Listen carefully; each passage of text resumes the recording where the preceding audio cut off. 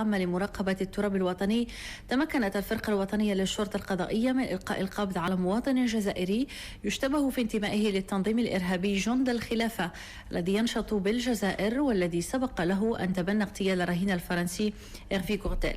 وأوضح بلاغ للوزارة أنه قد تم العثور بحوزة المشتبه به على كميات كبيرة من مواد خطيرة وأجهزة تستعمل في الاتصالات اللاسلكية، بالإضافة إلى رسم بياني مكن تفحصه من اكتشاف كميات هامة أخرى من مواد خطيرة، بالإضافة إلى أسلحة نارية بمنطقة متواجدة بين بني درار وأحفير. كما أبانت التحريات يضيف البلاغ أن المشتبه به كان برفقته عنصر آخر يجري البحث قصد تحديد هويته من أجل إلقاء القبض عليه. وأشار المصدر ذاته إلى أنه سيتم تقديم المشتبه به إلى العدالة فور انتهاء البحث الذي يجري تحت إشراف النيابة العامة المختصة.